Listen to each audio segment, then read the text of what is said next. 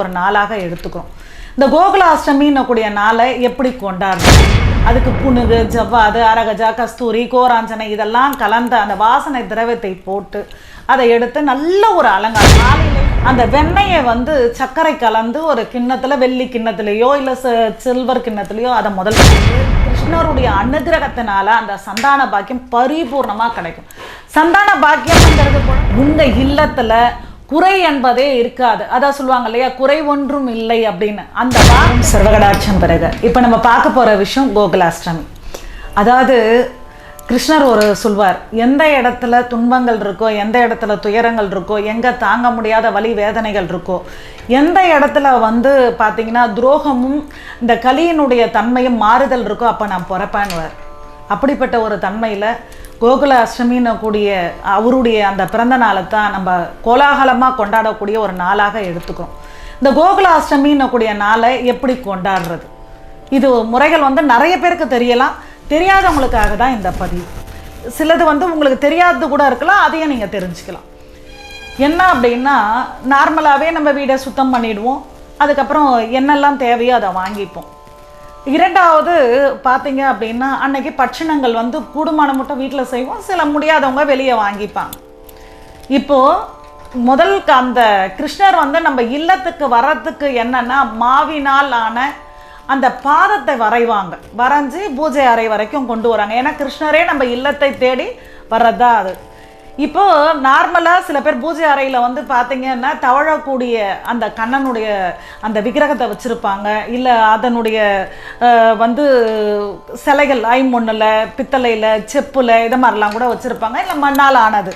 சில பேர்லாம் என்ன பண்ணுவாங்க, வருஷத்துக்கு ஒரு தடவை வழிபாடு செஞ்சுட்டு கடலில் சேர்த்துருவாங்க. அது யாதவ குலத்தில் இது உண்டு. வருஷத்துக்கு ஒரு தடவை இதை மாதிரி செஞ்சுட்டு அதை கொண்டு போய் சேர்க்கறது அவங்களுடைய குலத்தில் உண்டு. ஏன்னா புதுசாக வாங்கி அவங்க செய்யறதுனால. இப்போ என்ன பண்ணால், அந்த மாதிரி விக்கிரகங்கள் வீட்டில் இருந்தால் அந்த விக்கிரகத்தை அழகாக சுத்தப்படுத்தி அதுக்கு புனுகு, ஜவ்வாது, அரகஜா, கஸ்தூரி, கோராஞ்சனை இதெல்லாம் கலந்த அந்த வாசனை திரவியத்தை போட்டு அதை எடுத்து நல்ல ஒரு அலங்காரம், ஆளிலைன்னு சொல்லக்கூடிய அந்த இலை பார்த்தீங்க அப்படின்னா அந்த கோகுலாஷ்டமி நேரத்தில் அதை விற்பாங்க.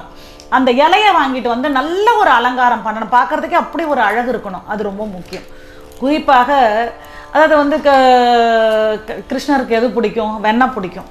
அந்த வெண்ணெயை சர்க்கரை கலந்து ஒரு கிண்ணத்தில், வெள்ளி கிண்ணத்துலேயோ இல்லை சில்வர் கிண்ணத்துலேயோ அதை முதல் வைக்கணும்.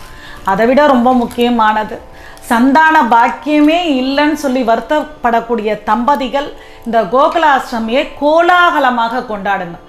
உங்கள் இல்லத்தில் அடுத்த வருஷமெல்லாம் பார்த்தீங்க அப்படின்னா அந்த குழந்தையினுடைய பாதத்தை கிருஷ்ணனுடைய பாதமாக நீங்கள் வச்சு கொண்டு வர முடியும். அப்படி ஒரு பாக்கியத்தை இந்த கோகுலாஷ்டமி கொடுக்கும். இது எப்படின்னா சந்தான கோபாலகிரு அப்படின்னக்கூடிய ஒரு வார்த்தை உண்டு. இது கோகுலாஷ்டமி அன்னைக்கு இந்த தம்பதிகள் இந்த வழிபாடு செய்கிறது ரொம்ப முக்கியமானது. பட்சணங்கள் எவ்வளோ நம்ம படைச்சாலும் குசேலன் கண்ணனுக்கு கொடுத்தது அப்படின்னு சொன்னால் அவள் மட்டும்தான். ஒரு மனிதனுடைய வாழ்க்கையில் வறுமை நீங்கி நல்ல செல்வ செழிப்பு வேணும் அப்படின்னா அந்த அவள் ரொம்ப முக்கியமாக அந்த நாளில் படைக்கணும். படைக்கிறதோடு மட்டும் இல்லாமல் அந்த அவளை தானம் கொடுக்கணும். இது ரொம்ப முக்கியமானது.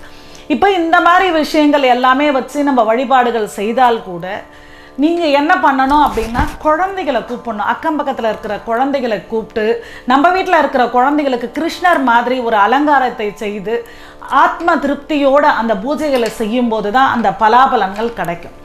இப்போது எனக்கு வீட்டில் வழிபாடு செய்ய தெரியாது அப்படின்றவங்க, உங்கள் தெரிஞ்சவங்க வீட்டில் இல்லை சொந்தக்காரங்க வீட்டில் வழிபாடுகள் நடக்கும்போது இந்த தம்பதிகள் 2 பேரும் அந்த இடத்துக்கு அவளையும் வெண்ணையும் வாங்கிட்டு அந்த பூஜையில் போய் கலந்து முடித்து அந்த பூஜையெல்லாம் முடித்த பிறகு உங்களுடைய அந்த முந்தானை, அந்த பெண்ணுடைய முந்தானையில் அந்த அவளை வாங்கிட்டு கணவன் மனைவி அன்று இரவு அந்த அவளை சாப்பிடும்போது கிருஷ்ணருடைய அனுகிரகத்தினால அந்த சந்தான பாக்கியம் பரிபூர்ணமாக கிடைக்கும். சந்தான பாக்கியம்ங்கிறது குழந்தை பேருன்னு இருந்தால் கூட சந்தானம் அப்படின்னாலே செல்வ செழிப்பை தரக்கூடிய அற்புதமான ஒரு பாக்கியம்னு சொல்வேன். அதாவது அப்படிப்பட்ட ஒரு பாக்கியத்தை, நல்ல வளமான ஒரு விஷயத்தை தரக்கூடிய நாள் தான் இந்த கோகுலாஷ்டமி.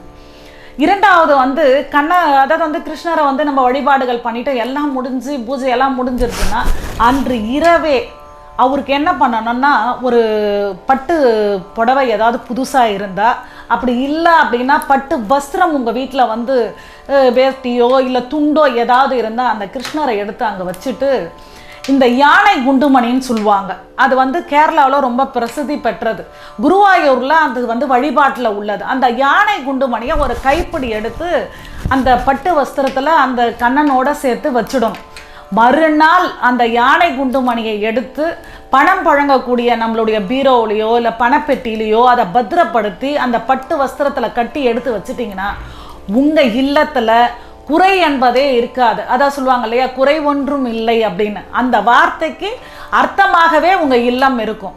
இந்த வழிபாட்டு முறைகள்லாம் வந்து பார்த்தீங்கன்னா ரொம்ப சின்ன சின்ன விஷயங்கள் தான். ஆனால் ஆத்மார்த்தமாக அனுகிரகத்தோடு நீங்கள் செய்யும்போது எல்லா விதத்துலேயும் உங்களுக்கு வந்து பலன் கிடைக்கும். இந்த முறையை பயன்படுத்தி கோகுலாஷ்டமியை ரொம்ப சந்தோஷமாக கொண்டாடுங்க. குழந்தை பாக்கியம் இல்லாதவங்களுக்கு அடுத்த வருடத்துக்கு கண்டிப்பாக உங்கள் கையிலையும் ஒரு கண்ணன் இருப்பா போல் உங்கள் வாழ்க்கை வளமாக இருக்கும், நலமாக இருக்கும். ஜெய் சாய்ராம்.